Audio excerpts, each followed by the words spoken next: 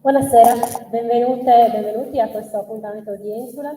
Un ringraziamento speciale alla Fondazione S8 che ci ospita, all'assessorato alla cultura della Regione Sardegna, alla Fondazione Sardegna e il Comune di Cagliari che cofinanziano il festival, e alla libreria Miele Amaro che là fuori con i libri di Chiara Valerio. Oggi presentiamo La tua ultima fatica, così per sempre, edizione in Audi. E ringrazio Michele Biccone che dialoga con Chiara e vi auguro buona serata.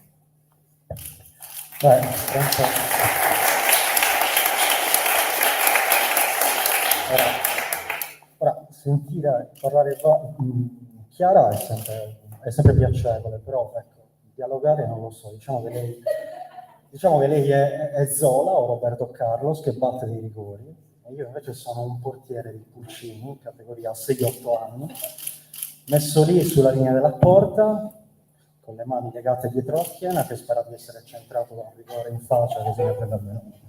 Comunque, buonasera a tutti, ben ritrovata Chiara e benvenuti.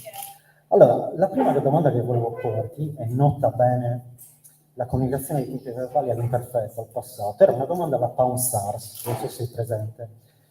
In italiano è Affari di famiglia, una famosa trasmissione TV statunitense incentrata sul negozio di pegni a Las Vegas, in cui praticamente i titolari raccattano un po' di tutto, degli oggetti che reputano dei potenziali tesori nascosti, ci investono un tot e sperano di ricavarne molto di più da una futura rivendita. Quindi la domanda suonava grosso modo così: ehi Chiara, faccio verso loro perché loro dicono ehi Tom, ehi Jack, secondo te così è per sempre? È un falso oppure è un autentico, un originale? Com'è possibile che un romanzo di fine Settecento, inizio Ottocento, non abbia la copertina in pelle, invecchiata, ammuffita, messa a male? Quando ho iniziato a leggerlo, notandone soprattutto la struttura, quindi questa impronta alla figliettona, alla romanzo d'appendice, persuaso all'idea di avere fra le mani un tesoro nascosto, da furbo, da volpe, con la mia camminetta losca, che te la posso anche replicare, cioè metti la tua coppia sotto l'ascella, ti avvii dove devi andare fischiettando, e io mi sono incamminato verso il mio esperto di fiducia, verso il mio antiquario, per farmi valutare un super Corolla in Audi, stampato nel 2022, nella speranza di ricavarci tipo 30.000 euro per potermi così comprare o la nuova Opel Mokka o la Peugeot 2008 che devo cambiare macchina. E tu non ci crederai, allucinante, assurdo, ma oggi sono venuto qui alla Fondazione S8 con i mezzi pubblici. Quindi passo direttamente alla seconda domanda, che è questa. 200 anni fa, a proposito di fine 700 inizio 800, cioè appena prima della pandemia, perché pare per i cambiamenti a cui abbiamo assistito che il mondo abbia subito il peso di un arco temporale di 2 secoli. Ci siamo trovati qui insieme agli amici di Liberos e di Entula, qui a Cagliari, per parlare attorno al tuo precedente romanzo, il quale non si vede. Quello che mi aveva colpito immediatamente di quel lavoro era lo spunto iniziale, l'idea che era la base, il pitch. Cioè il protagonista fin dall'inizio perde il cuore, proprio fisicamente, non ce l'ha più. E tu da lì muovi per raccontarci molto altro. Adesso io sono sempre stato affascinato da questi spunti iniziali che hanno a che fare col fantastico, con l'assurdo. E se me lo concedi anche con infantile, se consideri infantile, l'aggettivo infantile nell'accezione sua più nobile. Ho sempre immaginato questo scenario, ti faccio un esempio. Cosa accadrebbe nel mondo se tutta l'umanità improvvisamente venisse frizzata, bloccata per un mese, ok? Ma tutti, uomini, donne, bambini, anziani, venissero resi delle statue umane. E tu fossi l'unica persona che ha la libertà di movimento. Cioè, io ovviamente so cosa farei, li userei come bancomat, cioè andrei da ciascuno di essi, preleverei 5 euro dai loro portafogli, non 10 perché mi pare un furto, perché comunque penso sempre che quando verranno sfrizzati questi si controlleranno e penseranno di aver preso solo 5 euro, quindi non spicherebbero denuncia contro i noti. E poi ho anche fatto i miei calcoli, cioè se rubo 5 euro a 6.000 persone metto insieme 30.000 euro che mi saranno per acquistare la macchina. E questa idea sciocchissima l'ho vista realizzata recentemente in una puntata meravigliosa di una serie animata che vi consiglio vivamente, si chiama Amiche Morti. Ve la consiglio perché è un omaggio al Ritorno al futuro. E secondo me così è per sempre, per certi meccanismi, ha molto a che fare con Ritorno al futuro. Quando l'ho visto realizzato ho detto wow, voglio i diritti d'autore. Un'altra idea fantastica che trovo è quella alla base dell'ultimo film di Danny Boyle, di Essere, anche se non è realizzata benissimo. Un musicista, pippa, molto scarso, si rende conto che l'umanità ha perso memoria dei Beatles, se li sono dimenticati tutti tranne lui. Quindi cosa fa? Ripropone i successivi Beatles, spacciandoli per suoi, gli ottiene lo stesso successo e ci lucra sopra. Ora mi pare che anche così è per sempre possa essere inserito all'interno di questo solco, di questo filone, ossia delle idee ingegnose ai nastri di partenza. In che senso? Cosa fai tu? Tu prendi uno dei personaggi più autorevoli della storia della letteratura, Giacomo Cocchi, Conte Dracula, che appartiene volontariamente anche alla cultura popolare in senso più ampio, lo porti ai nostri giorni, lo fai vivere a Roma e da lì muovi per affrontare delle tematiche attuali che ci riguardano da vicino, ma che al contempo sono universali perché lui è universale. Il Conte Dracula, il vampiro, ha uno sguardo sui nostri problemi da un punto di vista altro. E quindi ne coglie le contraddizioni, ma anche la relatività contestuale, avendo lui il dono dell'eternità. Perciò la seconda domanda che ti faccio è la seguente. Quando cavolo ti è venuta in testa questa idea bislacca? Dove? Perché? E a che proprio?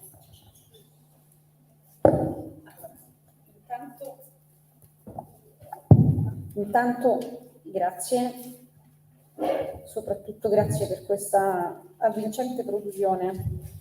È un romanzo al quale penso da tanti anni nel senso dalla metà degli anni 2000, quindi quasi 20, si è sempre chiamato così per sempre, ha sempre avuto al centro il Conte Dracula,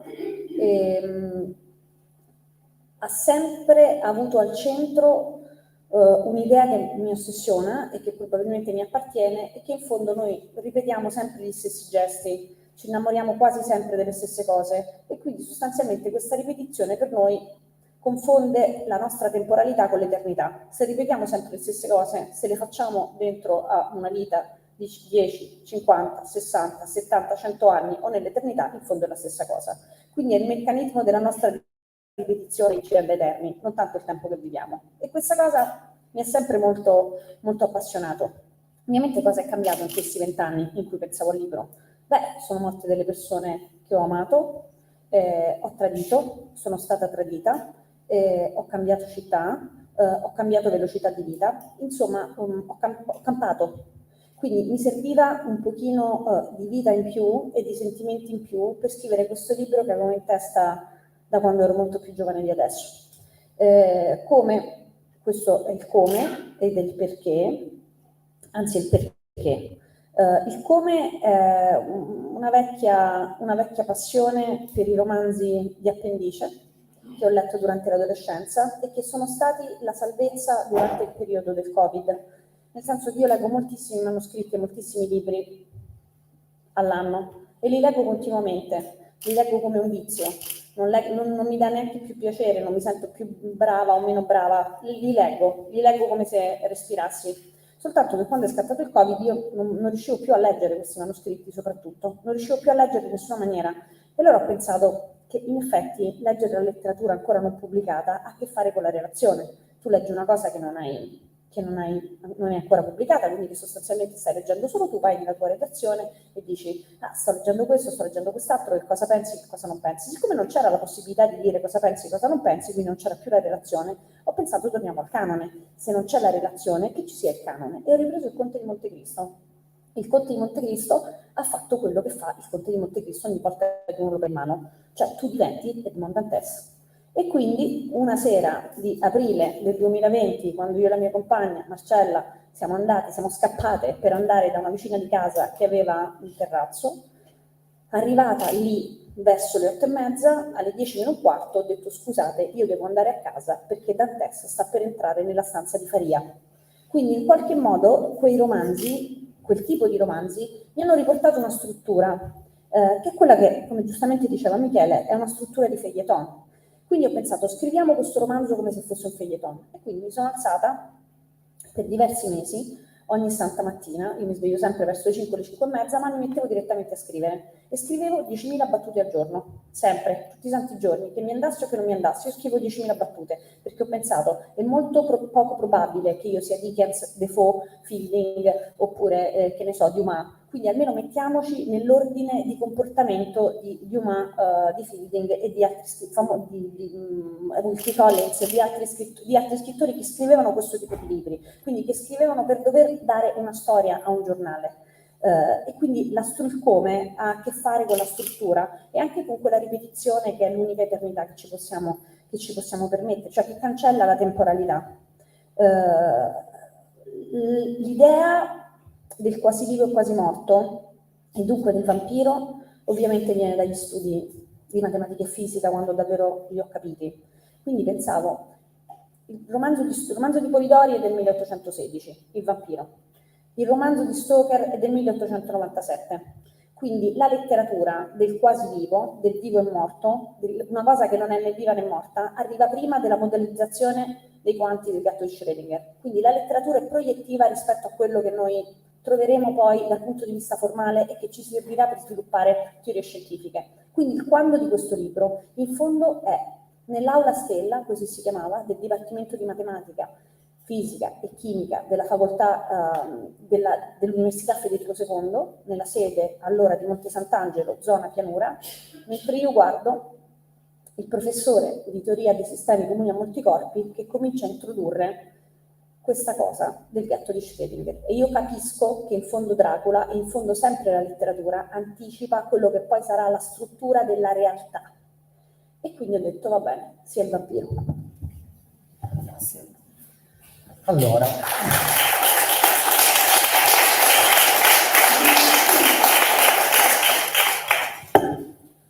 parliamo un po' di lasciti della globalizzazione.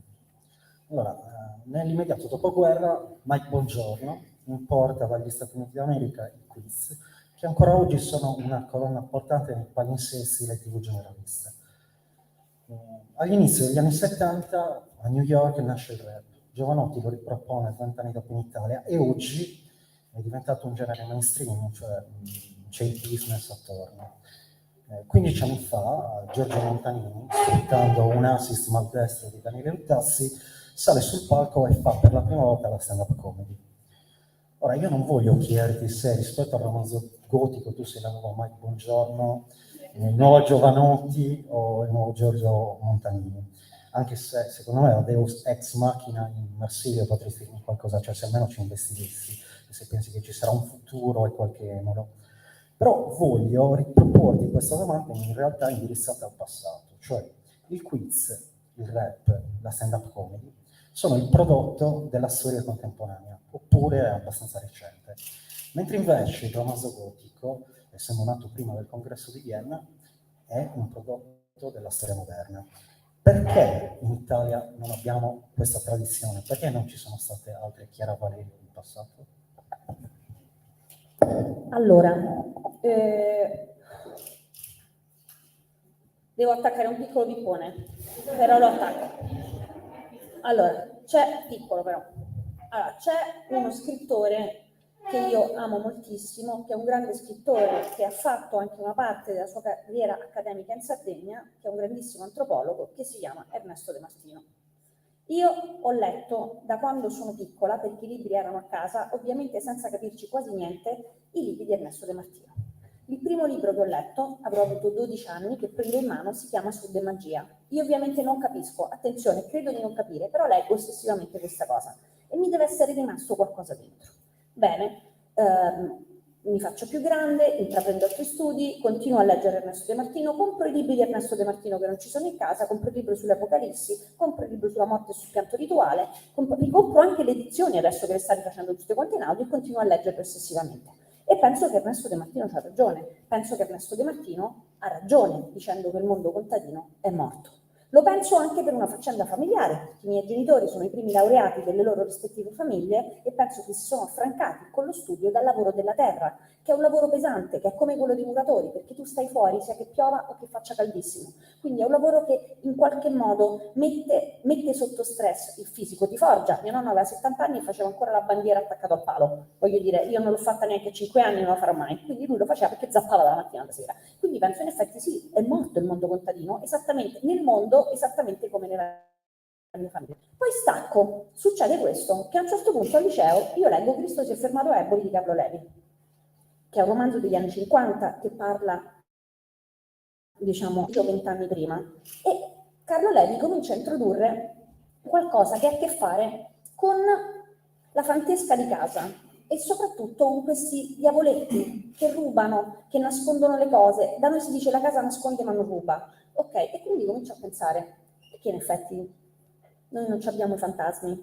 Perché in effetti abbiamo tutte queste cose strane? Perché in effetti questo fatto della casa che nasconde ma non ruba, che diceva la contadina, racconta la fantesca, che racconta Carlo Levi, lo dice pure mia nonna e lo dico pure io? Perché in effetti ogni volta che mia madre trova il cappello a falde di mio padre sul letto urla e dice portazzella? Perché ogni volta che qualcuno prende il pane e lo taglia invece di metterlo, diciamo, di piatto, lo mette storto, fa no, portazzella? Perché tutto sommato c'è questa pratica in qualche modo superstiziosa in ciascuno di noi? Noi non abbiamo sviluppato letteratura gotica, perché sostanzialmente noi pratichiamo la letteratura gotica giorno per giorno e questo è stato il grande errore di Ernesto De Martino. Purtroppo Clara Gallini è morta, anche Clara Gallini ha fatto una parte della sua carriera accademica a Sassari, quindi io non posso più discutere come ho fatto per 12 anni della mia vita con Clara Gallini tutte queste cose strane che mi venivano in testa. E questo è l'unico grande problema delle persone che muoiono. Tu sostanzialmente non ci puoi parlare e ti devi inventare le loro risposte usurpandone la memoria. Comunque, quindi 2 anni fa pubblico questo romanzo di una scrittrice che ho molto amato e che pubblico dal suo Ginevra Lamberti, primo libro pubblicato a nottetempo, si chiamava La questione più che altro, pubblico questo libro che si intitola Tutti dormono nella valle, libro che oggi è stato comprato da grandissime case editrici e andrà all'estero, portando cosa? Attenzione, portando questa faccenda di Ginevra Lamberti e Veneta, di Vittorio Veneto, portando questo fatto della distillazione della grappa. Ecco, voi ditemi se un popolo di persone che si distilla la grappa in casa e non ha mai smesso, oppure che si fa la birra da quando si può fare la birra, non ha niente a che fare con la cultura contadina e dunque con la superstizione legata alla terra e ai circoli e al cerchio, diciamo, delle stagioni. Ecco, quindi la questione, noi non abbiamo letteratura gotica perché noi abbiamo una pratica gotica quotidiana. C'è anche un'altra faccenda molto interessante, che probabilmente vi ho già detto perché è una mia vecchia ossessione e che avevo già quando c'era il cuore non si vede. Perché noi non abbiamo una letteratura di fantasmi? Ecco, perché prima di tutto, e questo me l'ha fatto notare Serena Vitale, che è una grandissima scrittrice, una grande slavista, come in Russia noi abbiamo ombre troppo nette. In posti dove c'è troppo sole o dove le ombre sono nette non c'è la possibilità della penombra, dunque del fantasma. La versione di Walter City, grandissimo scrittore, premio Strega con Bruciare tutto, è un'altra, dice i fantasmi alloggiano laddove ci sono scismi religiosi o rivoluzioni borghesi, noi non abbiamo avuto né scismi religiosi né rivoluzioni borghesi e quindi non abbiamo nessun fantasma. Se uno legge Grazia Deledda, sostanzialmente capisce invece che ci sono quelle cose che somigliano a De Martino, cioè ci sono le banshee, ci sono i folletti, ci sono cose lì, ma questo succede anche in certi racconti di Verga o sostanzialmente succede in altri racconti di Iovene. La verità probabilmente è in aggiunta, sicuramente le ombre sono nette, sicuramente non abbiamo avuto luoghi di fantasmi e sicuramente non abbiamo una pratica superstiziosa. Avendo una pratica superstiziosa noi non sviluppiamo epica gotica, perché i romanzi gotici hanno a che fare con l'epica, nel senso che cos'è l'epica? Ovviamente nel suo senso più stretto, è una parabola di vittoria, quindi c'è qualcuno che esce dalle ombre e che dunque le combatte. Noi non ce l'abbiamo questa cosa, noi non siamo mai usciti dall'ombra, noi viviamo in questa penombra del tinello dove succedono tantissime cose. Quindi si possono ritrovare spunti gotici se uno legge Fogazzaro, se leggete Malombra, se leggete quel romanzo incredibile che è Fosca di Gino Ugo Tarchetti, voi trovate queste cose, ma se leggete, c'è un libro famosissimo di Contini, una raccolta curata da Contini negli anni 70 che si chiama Italia Fantastica, dove ci sono racconti di Bontempelli o di Lisi, adesso si chiama Edoardo, non me lo ricordo, o di Lisi. Quindi ci sono delle questioni che spuntano, ma sono liminali rispetto alla pratica gotica quotidiana che fa sì che non abbiamo sviluppato una letteratura come gli inglesi. Scusate. Grazie. Lo devo fare. Allora, questo romanzo parla, fra le altre cose, di morte e di immortalità, di eternità e di vita breve. Anzi, tu rimarchi anche una differenza di mente che esiste fra un morto e un istinto. Ora io vado a leggerti una lista di armi non convenzionali con cui potresti minacciare, impaurire o addirittura uccidere Dracula. Morso di lupo mannaro, aglio, paletto di frassino conficcato nel petto, e qui secondo me avrei qualcosa da dirci. Luce del sole, ramo di rosa selvatica nella sua bara, decapitazione, simboli sacri, dai crocifissi all'acqua santa all'ostia consacrata, acqua corrente, annegamento, proiettile d'argento. Invece mi pare che l'arma non convenzionale che minaccia, impaurisce o potrebbe condannare a morte il tuo Dracula è un'altra, magari conoscenza, magari ricordo. Cos'è da dirci in merito? Allora, l'avventura di questo libro, come giustamente nota Michele, è consistita in parte nel rileggere e ricostruire la figura del vampiro prima di Dracula. Cioè io a un certo punto mi sono chiesta, quando nascono i vampiri? Quando si assestano i vampiri? E comincio a studiare, ovviamente avendolo fatto per tanti anni, ho pratica di biblioteche, soprattutto la passione delle biblioteche, soprattutto credo nella serendipità. Credo che se tu cerchi una cosa, vicino ce ne trovi un'altra che ti può servire altrettanto.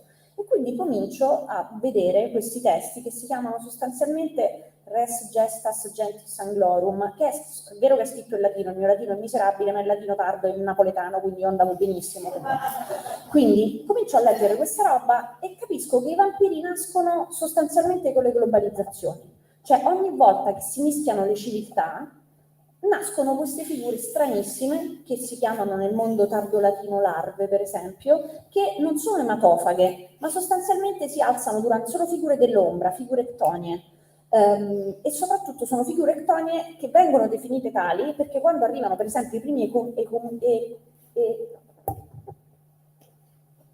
ecumenizzatori cattolici, cristiani, scusate, ecumenizzatori cristiani vanno la parte che era stato l'impero romano d'Occidente verso Oriente, quello che succede, ma quello che facciamo ancora tutti, almeno io quando vado fuori in posti molto strani, ci vado pochissimo ovviamente perché di solito sto a casa a leggere, però quando mi capita di andare fuori io vado sempre a vedere i cimiteri e i mercati. E beh, naturalmente, perché dal cimitero al mercato si capisce in fondo come si consuma e come si consuma fino alla fine. E il consumo è la cosa interessante, diciamo, gli esseri umani. Ci stiamo a mangiare tutto, giustamente uno va a vedere come si mangia e come si consuma d'altra parte.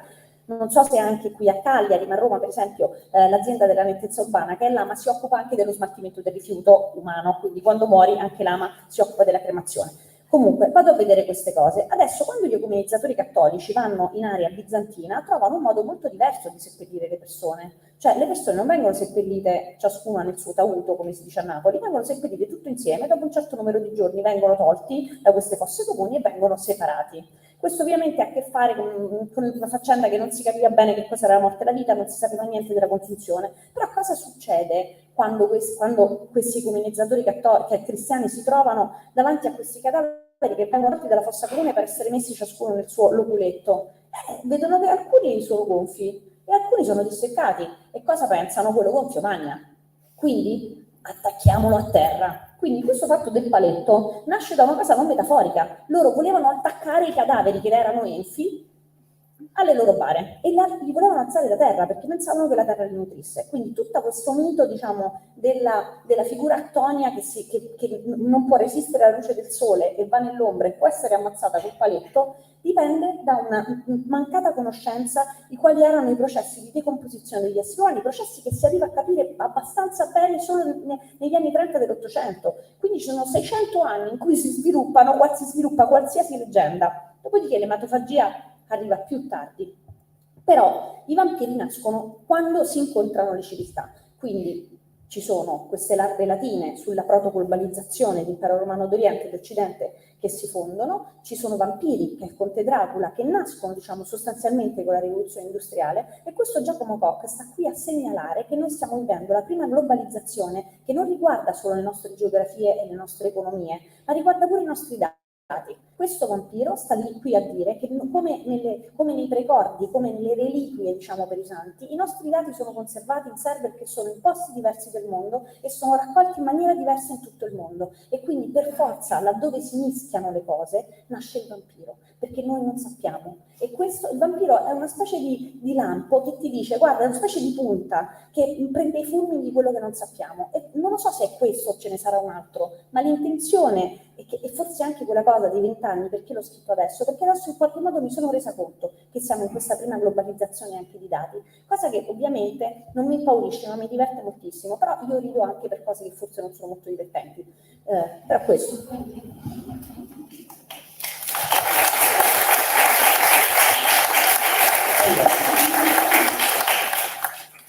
Sei un generatore automatico di eserghi, te ne leggo qualcuno. Pagina 9. Non esistono i sentimenti, esistono le persone. Pagina 26. L'odio è anche amore. Pagina 56. Il primo amore è quello che ti fa capire che l'amore esiste. Pagina 84, l'ho trovato bellissimo. Discendendo da una stirpe di sangue blu, aveva saputo poi che il sangue non ha altri colori che i rossi. Pagina 92. Estirpare il male è il compito del bene. Poi l'ultimo, ora io l'ho scelto soltanto non per la critica sociopolitica che c'è a monte, che condivido in pieno, ma anche perché fotografa perfettamente la mia condizione di acquirente di automobili. Pagina 92, pagina 53, le rate erano il futuro. Allora, detto che potresti sostituire Bukowski nei post a didascalia delle foto scostumate, eccetera, in questo romanzo c'è molto amore, anche vista la preponderanza degli esempi che ho scelto, ma ci sono anche tante relazioni tossiche. La domanda è questa: perché Mina Murray è così stronza? Mina Monroy in questo libro è una povera stronza. Adesso, perché Mina Murray sta lì? Perché tutti noi abbiamo la possibilità di rendere la vita infernale a qualcuno che abbiamo amato e che non ci ama più. E tutti noi soprattutto abbiamo la tensione, volta per volta, di essere infernali verso qualcuno che ci ha deluso in amore. Allora, siccome io vorrei evitare di essere infernale con le persone che ho amato, ho pensato di chiudere tutti i miei sentimenti negativi e miserabili dentro Mina Murray, che quindi è la super stronza. Quindi Mina incarna tutto quello che io potrei essere, ma che ho deciso di non essere, nelle mie relazioni d'amore. Quindi questo è perché Mina Murray è una specie di simulacro di tutto quello che è negativo e spero che ciò basti a rendermi una persona migliore.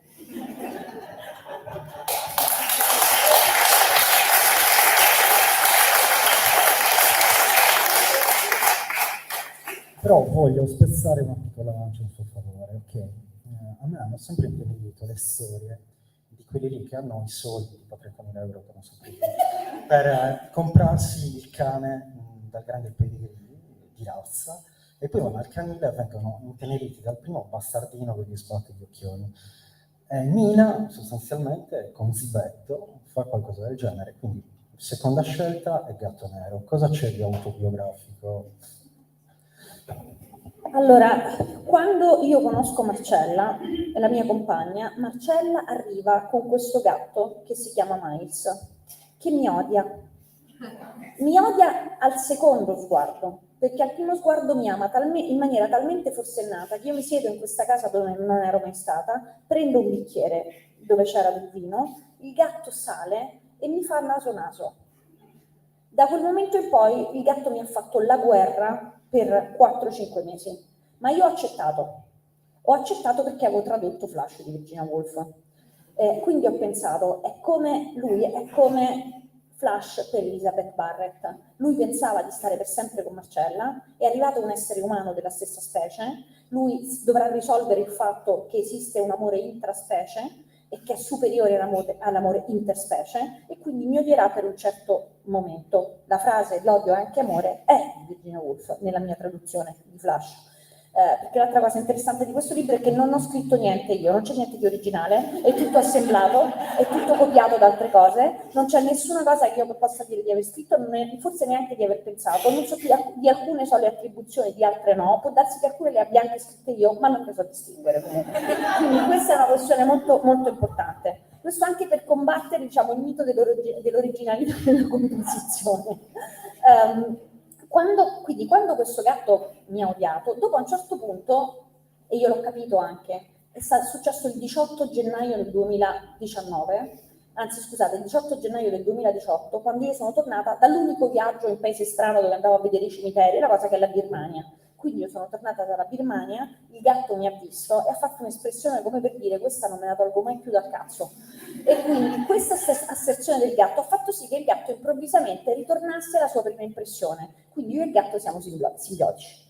Mi interessava però una cosa, che questo conte, che questo vampiro, che è un essere di fluidi, fosse rappresentato come una strega, cioè avesse un famiglio, avesse qualcuno vicino che dice che questo conte, non avendo una sessualità come tutti i vampiri, che ha una sessualità genitale, ma riproducendosi attraverso buchi sulla pelle che possono appartenere a persone di sesso o genere qualsivoglia, portasse in sé un qualcosa di in qualche modo decettivo, non fosse il super maschio, il super aristocratico, non fosse quello insomma che è stato rappresentato mirabilmente da Coppola, mirabilmente da Coppola quando chiaramente si capisce che lui ha avuto una storia con Jonathan Harker, mentre Jonathan Harker è stato ovviamente nel castello, però volevo che fosse qualcosa di più ambiguo nella percezione, e siccome io sono stata una bambina e una giovane ragazza omosessuale in un paese del sud pontino di 6.000 abitanti, e quindi dove era difficile dire cosa si era perché si poteva essere sanzionati, ho imparato due cose. Prima di tutto che esistono questioni molto private, molto reali, che non hanno o non possono avere rappresentazione linguistica. Quindi i vampiri esistono, i fantasmi esistono e siamo sempre noi quando non abbiamo possibilità di rappresentazione linguistica. Quindi non c'è nessun bisogno di parlare di vampiri o di parlare di fantasmi, lo siamo noi stessi ogni volta che non esiste la possibilità di dirci. E questo io l'ho capito subito. La seconda cosa che però avevo capito, perché comunque volevo rimorchiare, cioè non è che volevo stare così, ho capito che bisognava avere degli oggetti o essere vestiti in una certa maniera che fossero dei marcatori, perché qualcun altro che lo era poteva capire che tu lo eri. Quindi chiaramente io confido che gli oggetti e i vestiti e gli ammennicoli dicano di noi qualcosa che non possiamo dire linguisticamente, e soprattutto l'uscita dal paradiso terrestre coincide col vestirsi. Quindi per andare nel mondo e peccare o per sfuggire a quel peccato che si è compiuto non potendo dirsi, bisogna mettersi degli oggetti, e certe volte gli oggetti sono le persone. Non lo dico io, lo dice Bassani nei Finzi Contini. Questo è, si finisce per fare collezione di esseri umani. Ecco il conte che è il maggiore collezionista di esseri umani che noi possiamo avere, dopo aver finito di collezionare esseri umani, colleziona il gatto, anche perché, come ricorda Michele, il gatto è l'unica creatura nel romanzo che Nina Monroe vampirizza, e quindi in qualche modo, anche se il conte non la vuole più vedere, si tiene vicino qualcosa che perennemente le ricorda lei. E come glielo ricorda? Glielo ricorda esattamente come Sir Robert ed Elisabetta I Tudor. Quando tentano di decollarla e detronarla, lei cosa fa? Fa ammazzare tutti i congiurati, tranne Sir Robert, e va da lui, e invece di trombarselo, gli dice: tu resterai lì. Lei entra nel film di Shaka Kapoor, è bellissimo, Kate Blanchett entra e c'è l'attore inglese, fratello dell'altro attore inglese che adesso non mi ricordo, e lui si toglie la gorgiera porgendogli il collo, sapendo che anche il suo collo sarà messo su una picca della Torre di Londra, e lei dice: tu resterai vivo per ricordarmi quanto ho rischiato. E Zibetto sta lì a ricordare al conte quanto ha rischiato a portare nell'eternità una persona come Mina. Ovviamente non basta neanche Zibetto, perché il conte ci potrà ricadere.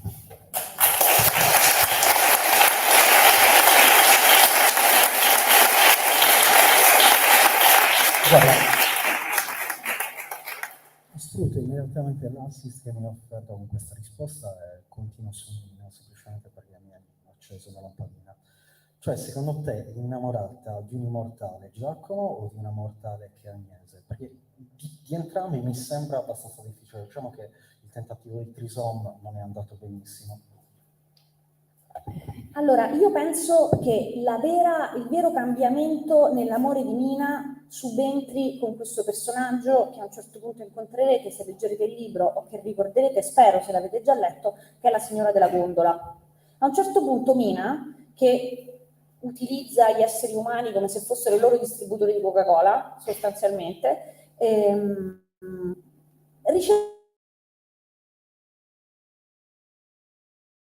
la richiede perché pensa comunque, lo sa che c'è qualcosa di sessuale, non va bene in fondo, non la tranquillizza, però la signora insiste, e la signora insiste tanto che Mina a un certo punto la morde, e Mina a un certo punto, mentre la morde, poggia una mano sul busto della signora e fa salire questa mano, e a un certo punto tocca la tetta della signora e si spaventa perché dice: come mai le mie mani sentono come prima quando ero mortale, invece pensavo che sentissero solo i miei denti? E questa cosa la inquieta in qualche modo e fa sì che quando incontra Agnese poi si resti con Agnese. Noi la incontriamo che Mina sta con Agnese da più di 40 anni, soltanto che Mina è rimasta la donna di 25 anni che ha conosciuto il conte, e Agnese che non ha mai voluto passare all'eternità, sapendo che l'unica cosa che può tenere Mina è ciò che non ha, come tutti noi sappiamo che dobbiamo tenere ben stretti nelle nostre relazioni, qualcosa che quello con cui stiamo non ha, e questo ovviamente è la patologia di tutto questo. Lei decide di non farsi mai mordere, di non passare mai all'eternità, perché sa che l'unica cosa che può affascinare Mina, e l'unica cosa che può affascinare questa schietta dei campini, è che qualcuno muoia,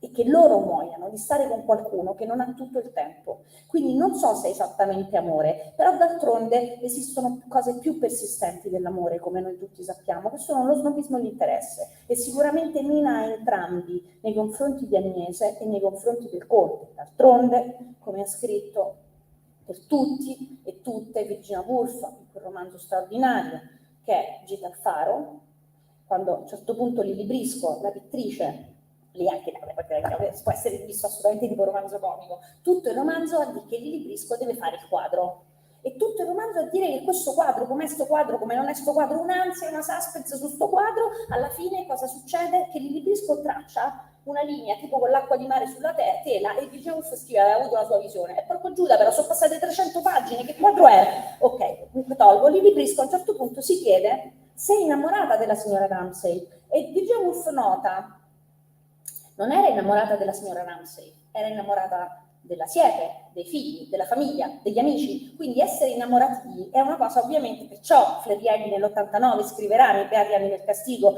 essere innamorati di è una frase troppo facile da dire, non bisognerebbe mai pronunciarla, perché in effetti uno si innamora di un grappolo di cose, cioè gli innamoramenti sono come i grappoli, uno si innamora a grappolo, questo è vero purtroppo, sono come il bomba a grappolo, cioè noi facciamo che tu pensi di vedere una cosa, ma ne stai vedendo molte altre e devi avere la freddezza in qualche modo di elencarle. Questa è la questione. Ecco, loro tutto questo lo sanno, Mina lo dimentica, Agnese lo sa benissimo, il conte in fondo a un certo punto sa che l'amore è una cosa più generale di quella cosa di stare in coppia, e soprattutto il conte vive in coppia, ma vive in coppia perché lui quella parte lì di cura e di proprio di cura giorno per giorno ce l'ha con Zibetto, e Zibetto ce l'ha per lui, accettando ciascuno che non possano conoscersi e non possano incontrarsi su tutti i campi. Quindi il gatto e il conte sanno che ci sono uno per l'altro sempre, ciascuno con i propri modi e con le proprie possibilità.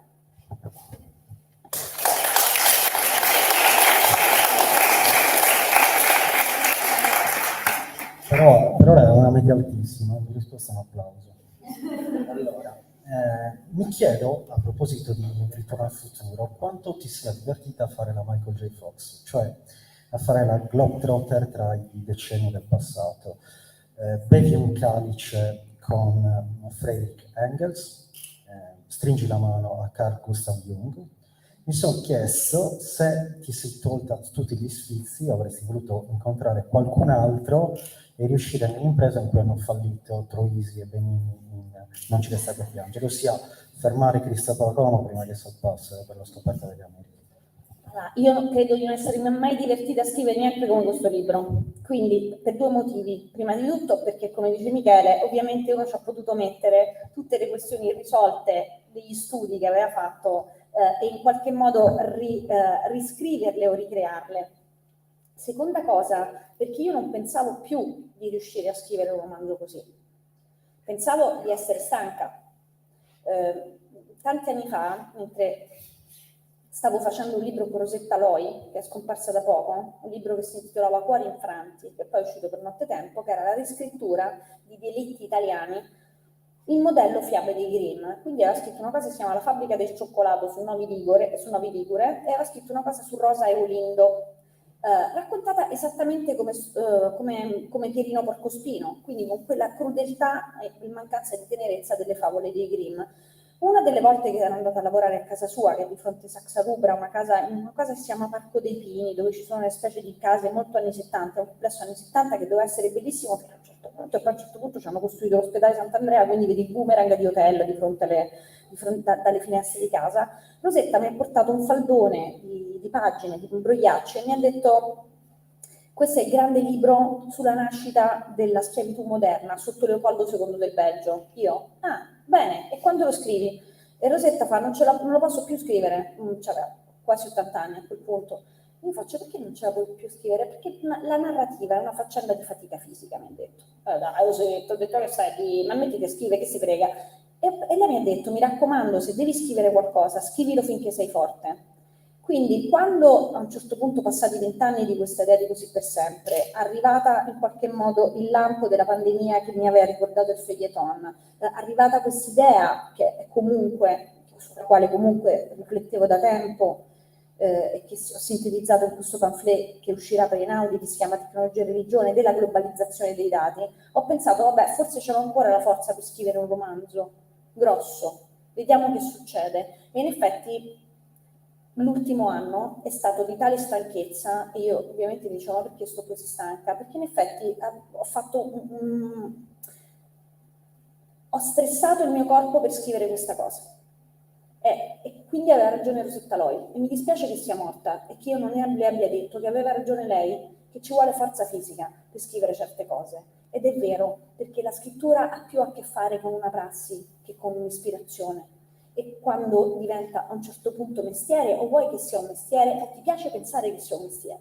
Quindi questa cosa qui di Così per sempre, questa cosa qui di giocare con dei concetti, come diceva Michele, di fare Ritorno al futuro, c'è stata con grande allegria, ma l'altra allegria è essere riuscita a farlo. Io quando ho finito la prima versione ero felice, ho detto: ce l'hai fatta, non sei una buffona, ma non verso gli altri, verso di te, non sei una pattoniera, non sei una cialtrona, hai detto che lo hai fatto e sei riuscita a farlo, e il tuo corpo ti ha seguito. E quando il tuo corpo ti segue, sia nella danza sul dance floor in discoteca, sia quando stai scrivendo, è sempre una grande soddisfazione, perché pensi: oddio, ancora tutte le connessioni nervose funzionano. Ecco, quindi io so che ancora tutte le connessioni nervose funzionano.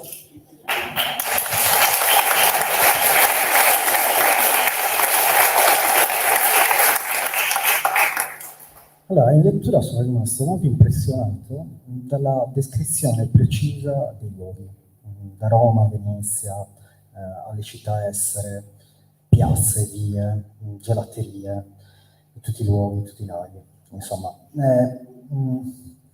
diciamo, pensate proprio a Google Earth, tutte città ti potrebbero solo allacciare le scarpe in quanto a toponomastica. Mi chiedo quanto sia così importante per te, in un romanzo che gioca col tempo, affrontare in modo così concreto lo spazio. Allora, l'ultimo concetto che mi era rimasto vivido in testa dopo aver dimenticato la matematica, avendolo abbandonato nel 2008, è questo concetto di successione, che è un concetto che, se leggete, e spero che li leggiate, i libri di Paolo Zellini, si capisce che sta alla base di tutta la matematica. Adesso, come funziona la successione? Sono delle somme infinite. Adesso può succedere che uno sommi quantità piccole piccole, e che la somma infinita di quantità piccole piccole, infinitesimali, non faccia un infinitesimo, ma dia un numero enorme. Oppure può succedere il contrario, che la somma di numeri che sembrano divergere, cioè diventare enormi, in realtà vada a zero. Possono succedere tante cose diverse quando aumenti le dimensioni, quando si arriva all'infinito. Però io ho pensato: se la geografia di questi posti è talmente precisa che chi legge oggi può ritrovarli, a un certo punto penserà che in quei luoghi questo conte, Mina Marray, Ion e Luisa e il gatto passeranno. Quindi mi serviva per dare impressione di realtà, cioè ho giocato su quella cosa incredibile delle forme indeterminate che a un certo punto arrivano nel 600 europeo, che a quel punto è il 600 mondiale, dove si capisce che non è detto che la somma di quantità molto piccole faccia una quantità molto piccola o la somma di quantità molto grandi diverga e faccia una quantità molto grande. Mi serviva l'idea che se uno crede a ogni cosa che c'è scritta in quel libro e la veda, poi tende a vedere pure i vampiri. Ripeto, siamo tutti fantasmi e vampiri nel momento in cui non possiamo dirci o non abbiamo rappresentazione linguistica, però volevo che vedessero loro.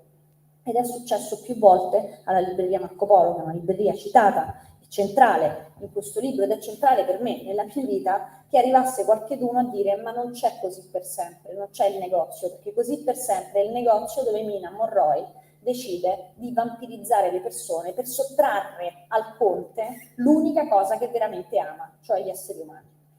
Questa è la faccenda. Quindi ci sono andati a chiedere, ma tu sta così per sempre? E questa è la maggiore soddisfazione della vita. Ma dov'è così per sempre? Cioè, oppure certe volte anche la delusione, cioè l'idea che il castello Diff esistesse davvero, ma perché scusa, me lo volevo immaginare com'era. E invece ecco, quest'idea di mischiare che cosa è vero e che cosa è falso, a me interessa solo quello che può essere vero, tutto quello mi interessa, che poi sia vero o no, non è narrativamente una cosa che mi diverte, ma creare cose possibili, questo sì, questo mi diverte. Però per creare cose possibili devi avere elementi di misurazione di realtà, li devi avere misurabili, riscontrabili, e devi pensare che se quello è vero devi traslare la verità, devi traslare la realtà. Ecco, la narrativa, probabilmente lo scopo della narrativa è traslare la realtà. Probabilmente lo scopo del linguaggio tutto è traslare la realtà, ma la narrativa te lo fa in maniera non apodittica, ti racconta una cosa per traslare la realtà, non ti dice come farlo, lo fa e tu ci stai in mezzo e se vuoi lo puoi copiare, motivo per cui non c'è niente di mio scritto in questo libro, è tutto copiato.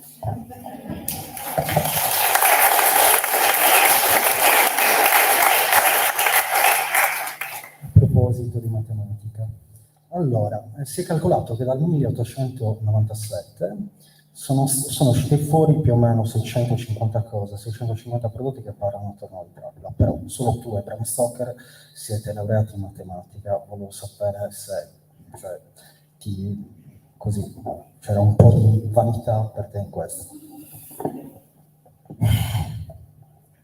Mi piacerebbe riuscire ad avere vanità di questo tipo. Penso che però la matematica aiuti ad avere a che fare in maniera grammaticale con le cose che non si vedono. Cioè la matematica non fa altro che sviluppare mondi possibili. Se voi pensate che niente di quello di cui Euclide ha parlato esiste e che però questa cosa che non esiste ci ha portato oltre le stelle fisse, beh voi immaginate che il vampiro è proprio l'ultima cosa rispetto alla geometria euclidea. Cioè questo è una cosa inquietante, non c'è niente di più inquietante di uno che si siede a un tavolino e dice che ci sono due rette parallele, dice come sono fatte le parallele, cosa che poi viene smentita 2000 anni dopo perché la parallela non è unica, ogni volta che cambi la regola della parallela cambia la geometria, c'è cose che non esistono cerchi perfetti, non esistono figure rette, non esistono, e poi a un certo punto invece tutto questo funziona talmente bene, questa grammatica, che ci manda da un'altra parte. Ecco, questa cosa qui rispetto al vampiro è molto più spaventosa, l'idea che nella nostra testa, che noi facciamo continuamente, che con la matematica abbiamo fatto interi mondi dal niente, è spaventosa. Quindi sicuramente la matematica è un esercizio di astrazione vertiginoso. E sicuramente studiare matematica ti aiuta a non avere paura di quella vertigine, ad accettare la vertigine, perché tutti noi abbiamo l'impressione della vertigine, ma accettarla e non fuggire dalla vertigine è un esercizio in cui conoscere la grammatica aiuta, la grammatica simbolica aiuta. Pensare quello che a un certo punto dice il Conte, dice Paoli, un grandissimo fisico premio Nobel, a un certo punto dice vabbè, ma in fondo se nell'intervallo reale 0,1 sono contenuti tutti i numeri che stanno sull'intera retta reale, a noi che ce ne frega se viviamo 70 anni o viviamo per sempre? Quindi la questione è questa, che in qualche modo la letteratura aiuta, la letteratura e la matematica in quanto letteratura, aiuta a immaginare cose che non esistono, a darci una grammatica che è una grammatica anche tecnica. Cioè è un grande infingimento l'idea che la matematica sia una cosa tecnico-pratica. La matematica è tecnico-pratica esattamente come è tecnico-pratica l'immaginazione, è fondativa l'immaginazione, ma per avere un'immaginazione credibile bisogna strutturarla grammaticalmente. Quindi tutte le volte che ci hanno detto che ragione e sentimento sono diversi, anche Jane Austen in fondo contraddice ragione e sentimento, neanche nei titoli di Jane Austen, cioè il più grande romanziere, romanziero di tutto quanto, anche lei contraddice questo. Ecco, noi dobbiamo sapere questo, che la matematica è un esercizio di immaginazione come a oggi io non ne conosco altri, non li conosco.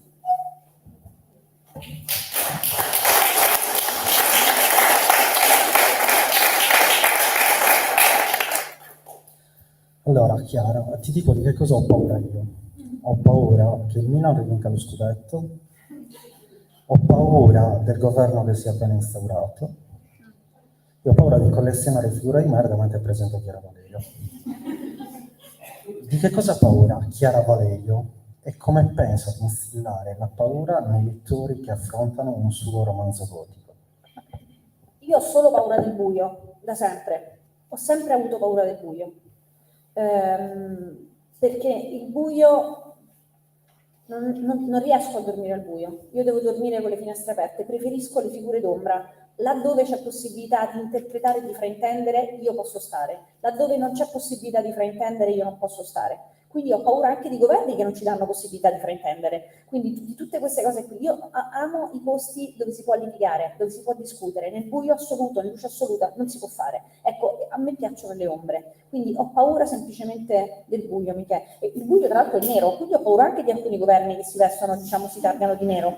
Quindi la questione, ci sono queste questioni, però penso anche, essendo profondamente democratica, che queste persone sono state democraticamente elette e quindi adesso alle persone democraticamente elette tocca l'onere di governare, e a chi non è stato eletto e sta all'opposizione tocca l'onere di fare opposizione. Quindi io spero che in questa nettezza che si sta definendo ci sia un'opposizione altrettanto netta e che abbia la forza di un'immaginazione diversa per questo paese, dove ci siano possibilità di vita per la maggior parte delle persone e anche possibilità di rappresentazione linguistica, perché se così non fosse, allora ci saranno stuoli di zombie, vampiri e fantasmi che li dormiranno la notte.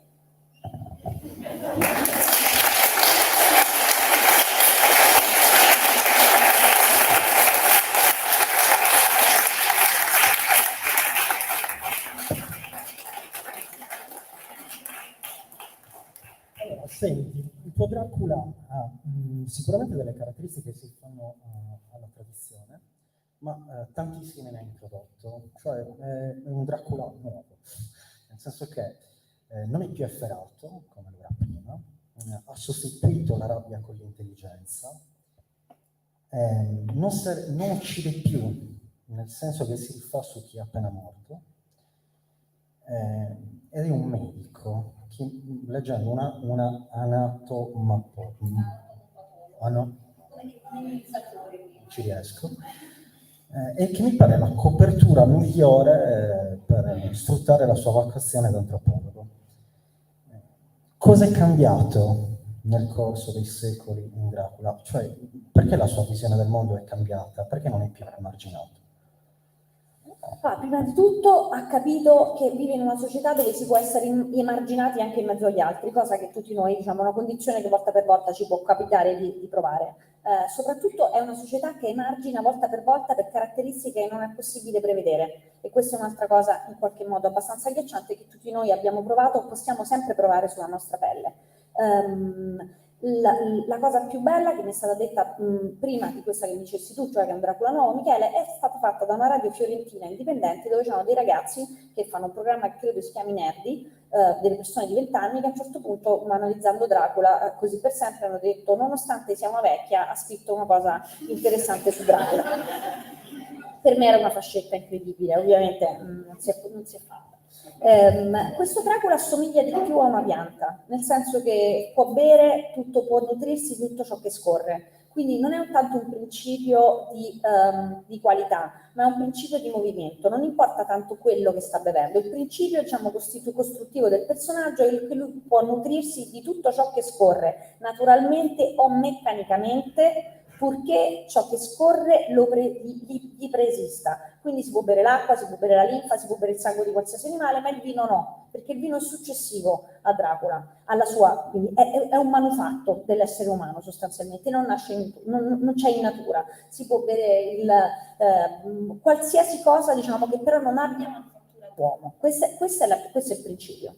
E dunque può bersi i cadaveri, nel senso che l'ultimo battito del cuore umano, dice a un certo punto Giacomo Cocca, è la gravità che fa depositare sul fondo dei corpi stesi il sangue. Quindi quel sangue per lui è ancora vivo, perché scorre. Quindi lui beve e si nutre di tutto ciò che scorre. Ovviamente preferisce anche per abitudine il sangue degli esseri umani, ma non è l'unica cosa. L'unico animale, l'unico vivente che beve sempre il suo sangue umano è Zibetto, perché lui di Zibetto si prende cura. Zibetto ha la sua, perché lui pensa, siccome è un maledetto, ovviamente me ne devo prendere cura. Certo, da questo punto di vista, Dracula, questo Giacomo Cocca è un maschilistone, ha maledetto pure Mina, perché Mina non se ne deve prendere cura, che è quello che Mina gli dice a un certo punto: tu mi hai portato oltre la soglia del tempo e poi te ne sei andato.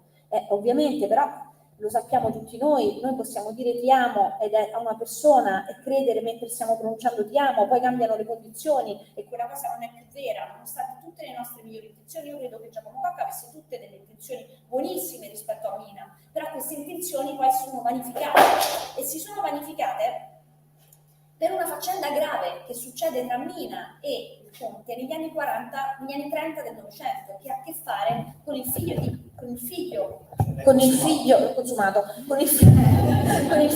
Mina, che è William, che io avevo, che dovevo considerare come personaggio, perché il romanzo di Stoker si chiude 7 anni dopo la vicenda dell'ammazzamento di Dracula di Van Helsing, con il dottor Van Helsing che tiene sulle ginocchia il figlio di Mina Harker a quel punto, e gli dice, nel suo inglese anche tradotto fantasticamente in italiano, gli dice: non sai che donna coraggiosa è stata tua madre. Quindi finisce così Dracula con questo bambino che dice: tua madre ti racconterà cosa è stato. E invece ci si trova, stacco, in questo libro dove Mina odia il figlio, perché Mina a questo punto ha partorito questo bambino dopo che già era diventato vampiro, e odia il bambino perché sostanzialmente non ha strappato la metà giusta da sé, quindi non ha strappato l'eternità dal suo corpo, che è esattamente tutte le critiche che fanno tutti i genitori ai figli. Non mi somiglia abbastanza, soltanto che questo non mi somiglia abbastanza, oppure come dice mia mamma, la pera è caduta molto lontano dall'albero nonostante non fosse possibile, soltanto che questa cosa qui è l'immortalità. Lei lo rimprovera perché lui non è diventato immortale nonostante lei lo abbia partorito, oppure come quando i genitori ti rimproverano che tu non vai bene in latino nonostante lei o lui sia un latinista, o che sostanzialmente non ti piacciono le verdure nonostante lei ti abbia cresciuto con le verdure, lei o lui. Quindi è anche in fondo una patologizzazione di tutte le critiche che i genitori amorevolmente fanno ai figli, cioè sei diverso da me, sei diverso, io ti ho partorito e sei diverso. Questa diversità per William è l'immortalità. Quindi il povero William Harker, il giovane William Harker, è odiato da sua madre, e purché sua madre lo guardi una volta farà quello che non deve essere fatto e che il conte non potrà sopportare. Questa è la faccenda. Quindi c'è uno snodo cupo che ha a che fare con la purezza del sangue e con il sangue.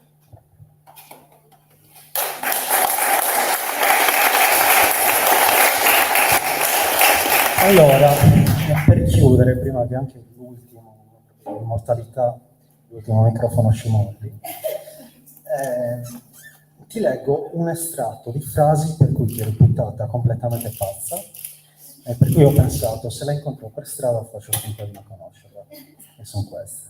La prima è questa: mio caro Ion, siamo un sistema vascolare di viventi, portiamo il sangue dall'uno all'altro, perché penso sia una delle frasi più gotiche e più terrificanti che abbiamo letto. Certo. Ancora, i vegani non si preoccupino della morte dei lieviti che pure sono vivi. Quando non sai cosa fare, fai paura. E mi sono chiesto quanti documentari fauneschi tu abbia visto su National Geographic. Poi chiudo con un'ultima frase, che a pagina 48 è: andiamo, aiuto.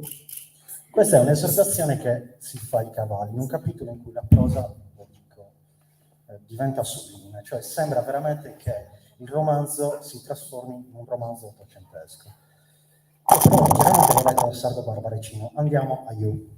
Quindi quello che ho capito leggendo Così per sempre da Chiara Valerio è che mio padre si è sempre rivolto a me come ci si rivolge ai cavalli. Chiara Valerio.